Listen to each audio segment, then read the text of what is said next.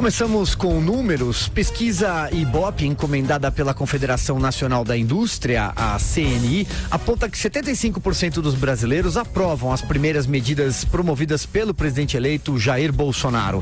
Para 14% dos entrevistados, por outro lado, Bolsonaro e sua equipe não estariam no caminho certo. Não souberam ou não responderam 11% das pessoas. De acordo com o levantamento, quanto maior a renda familiar, maior o percentual dos que acreditam nas medidas anunciadas pelo novo governo até o momento.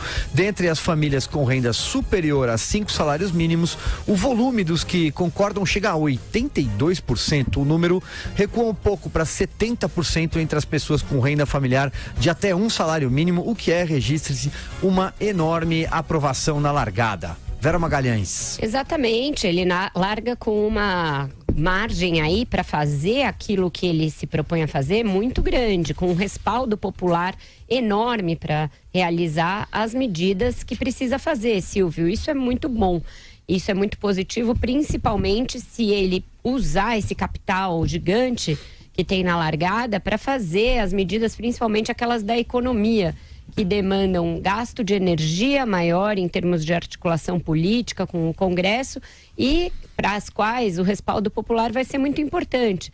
Essa pergunta, da forma como foi feita, se acham que ele está no caminho certo com uma aprovação de 75%, eu acho que isso é um caminho bastante positivo, porque mostra que mesmo ele estando falando em ajuste de contas, ajuste fiscal, da necessidade de fazer a reforma da Previdência, já tendo dado carta branca para o Paulo Guedes fazê-lo, a população aprova. Então há um sinal de que aquela suposta impopularidade de medidas como a reforma da Previdência talvez tenha sido vencida. Talvez a sociedade esteja madura o suficiente para entender a necessidade de um ajuste mais importante, mais significativo e mais estrutural na economia. Então, acho que o Bolsonaro deveria aproveitar esse colchão de popularidade que tem para dar prioridade às coisas de fato importantes nessa largada. Ele já disse que vai fazer a reforma da Previdência, já deu carta branca ao Paulo Guedes. O que falta agora? Falta estruturar essa proposta na forma de um projeto, na forma de uma estratégia de ataque do problema na Câmara. Eu acho que a maneira mais fácil de fazer isso tramitar seria aproveitando o projeto atual do governo Michel Temer, porque ele já cumpriu etapas importantes de trâmite legislativo, ainda que ele tenha de ser ajustado na sua forma, que o governo o faça nas próximas etapas. Por exemplo, por meio de emendas de plenário, que ajustem o texto àquilo que a equipe do Paulo Guedes está trabalhando. Então, eu acho que esse seria um bom roteiro para um início de governo, um início que vem embalado por essa pesquisa. Além desses dados de 75% que acham que ele está num caminho bom, o que é um ganho incremental bastante grande do Bolsonaro desde a eleição até aqui. Ele foi eleito com cerca de 56% dos votos e agora tem 75% que acham que ele está no caminho certo. Então, isso mostra que mesmo aqueles que não votaram no Bolsonaro estão lhe dando um voto de confiança, estão satisfeitos com o que ele anunciou até agora. Eu acho que ele pode aproveitar esse grande colchão para entabular aí uma agenda bastante ambiciosa para um início de governo. É nesta fase que os governos têm a maior chance de aprovar aquelas medidas que vão realmente definir a cara dos mandatos. O Fernando Henrique Cardoso foi um que fez isso. Usou o cheque que tinha ganho na eleição para já de cara aprovar reformas estruturais muito importantes. Ele quebrou o monopólio do petróleo, ele fez a quebra ali também, a lei que permitiu privatizações outras importantes logo no início, logo na largada do seu mandato.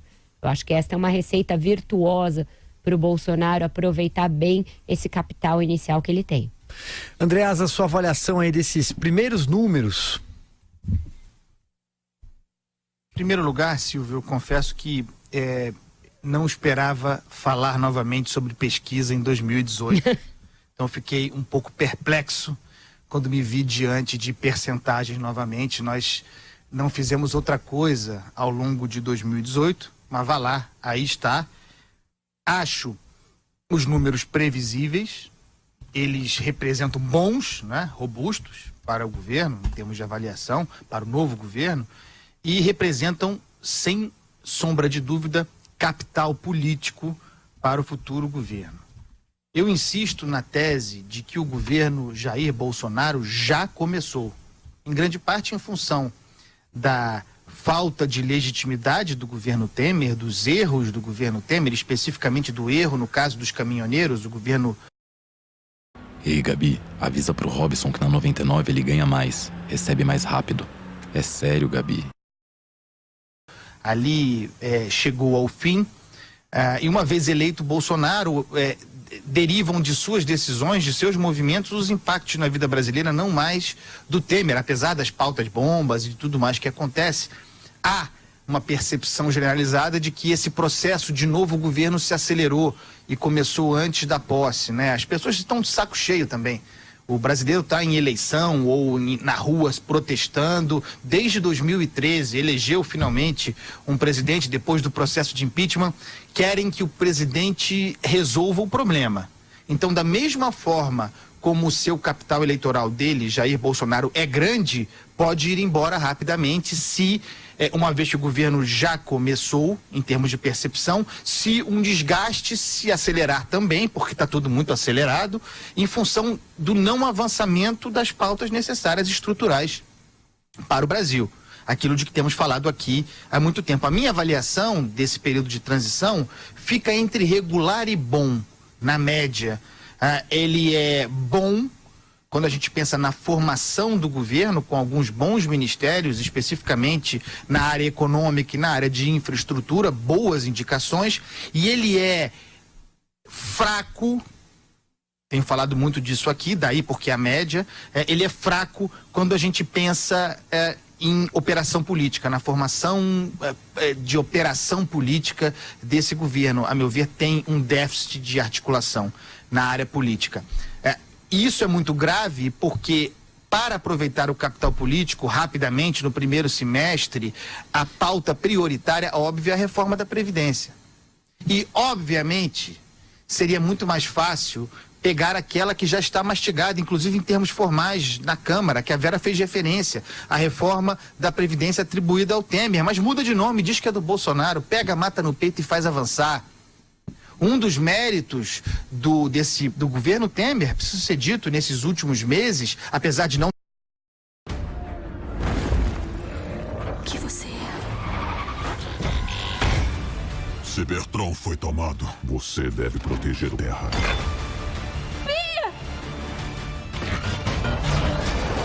É por isso que você está aqui, Bi. Destruam ele! Bumblebee. Cuidado! –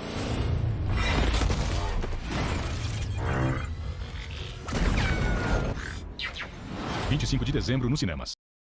Não ter conseguido fazer a reforma da Previdência foi plantar este debate na sociedade. Hoje em dia as pessoas falam sobre isso, sabem que é necessário e estão, em maior ou menor grau, dispostas ao sacrifício.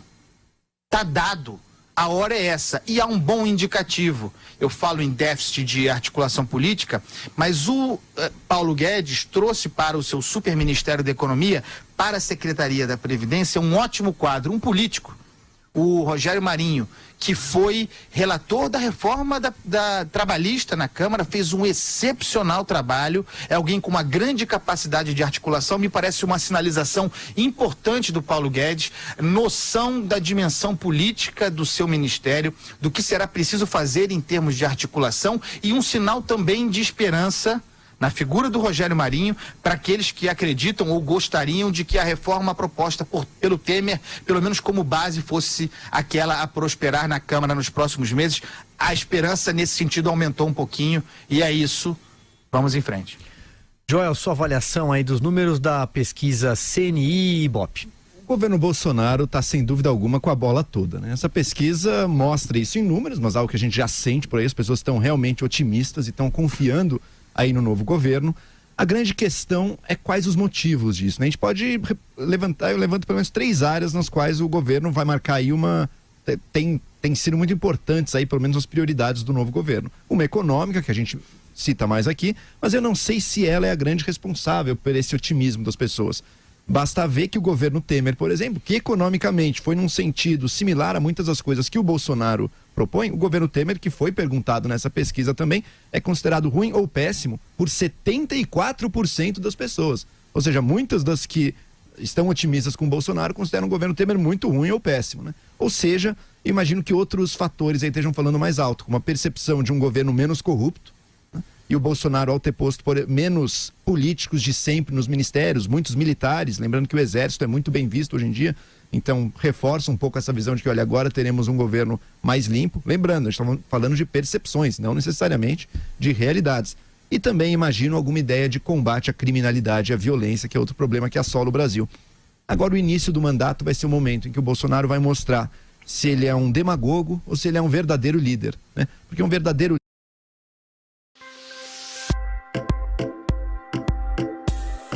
Apresentamos um novo líder, tendo esse apoio popular imenso, tendo essa boa vontade da população, que se traduzirá também no Congresso, ele vai saber colocar antes as prioridades do país e não aquilo que adquire, consegue, conquista mais aplausos da população. Ou seja, vai ter que priorizar realmente essas pautas econômicas, a primeira de todas, uma boa reforma da Previdência. A gente bate muito nessa tecla, mas porque realmente é essencial, é o que vai definir o futuro do Brasil.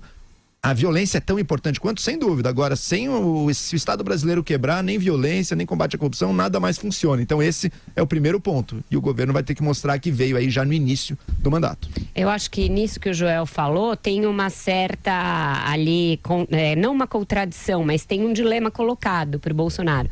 Porque a pesquisa não permite a gente aprofundar as razões pelas quais existe esse otimismo. Fala só medidas anunciadas, sendo que o Bolsonaro anunciou de medida poucas até agora.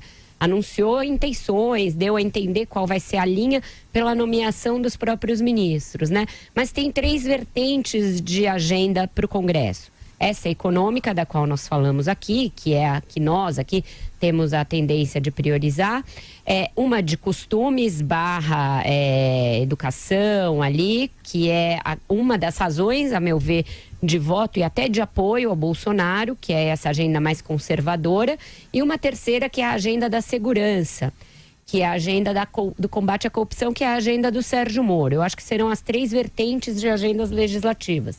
Essas 3 agendas conversam entre elas? Não necessariamente. Se você colocar para andar paralelamente uma reforma da Previdência e uma agenda conservadora dos costumes, haverá ruído de uma na outra.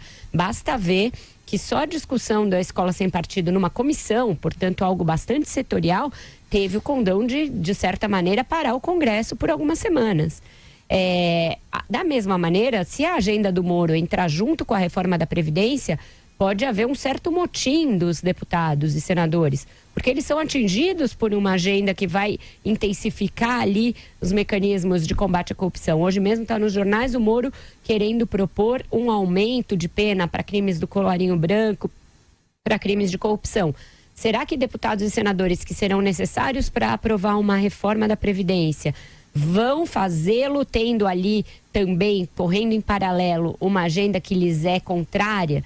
Então, a escolha da ordem na qual os programas e os projetos serão mandados ao Congresso fará a diferença. E isso é engenharia de coordenação política e também... Chegou a hora de você decidir onde irá construir o seu futuro.